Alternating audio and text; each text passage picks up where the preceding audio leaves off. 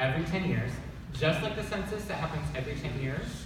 In theory, some states have tried to do a mid-decade redistricting, which does not go over well because it always ends up being an attempt to gerrymander.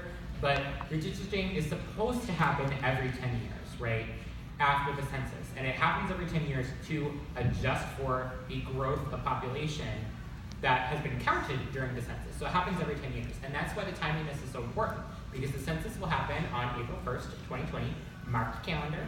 And then redistricting itself happens once that information comes in 2021, and most states will either pass it in 2021 or 2022. And then the new maps are typically ready to go and implemented during the fall of 2022 election. So, okay, and that's the key. There's an election November 2022. Yes. And then you don't get a chance to fix it for another 10 years. Correct. And let me get into that because that is my biggest pet peeve with redistricting, because people are always like, well, you can only sue if something goes wrong during the process. Let me tell you, that goes on for years. Oh my God, I can't, because people are like, well, we can just sue if something goes wrong. And I mean, technically yes, but often what happens is that you won't be able to, you won't see that something has gone wrong for at least 2 years. And then it will take another 2 years to put together a case, and then another 2 years to sue, and then another 2 years to appeal. And there are literally cases that are still going on based on the 2010 election cycle, the 2012 redistricting cycle, that will not be completed until 2022. And so then you just start over again. So by the time you can sue and appeal all the way up to get the maps corrected, it's too late. You have to start over. And that's garbage. So it's all about the red map strategy.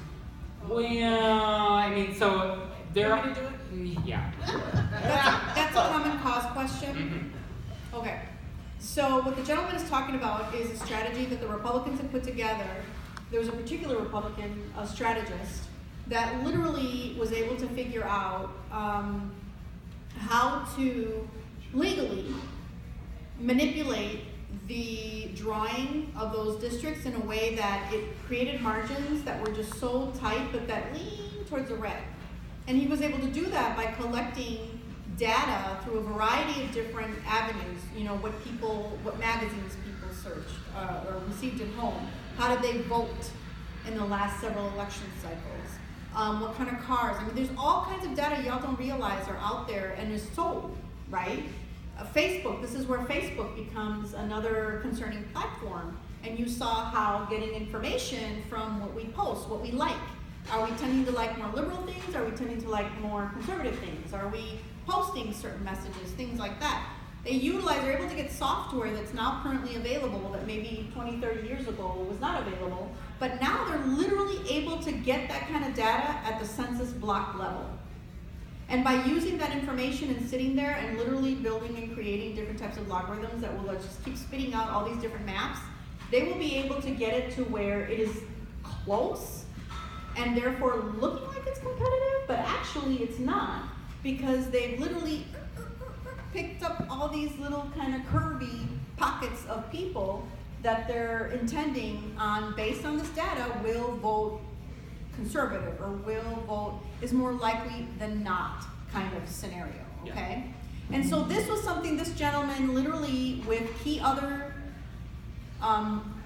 national Republican strategists and leadership, literally hunkered down in a hotel room to crank up these maps. And it was like super FBI, CIA kind of secret. There's an excellent, excellent book out there that you all should read, and it's called Red Fucked, okay? But it's got the little asterisk, or Rat Fuck. And it's all about that particular thing, It's about all that particular thing, how this sort of campaign to turn all of these state legislative bodies red, okay? And again, it's not illegal. Racial gerrymandering is illegal, but so far but partisan gerrymandering, is not. But they're trying to figure out how to measure. But they're trying to figure out how to measure. So there was an intentional, calculated effort that actually trickled down to the school board levels to flipping those red, right? To flipping those to the Republican minority in those districts by doing that. Yep.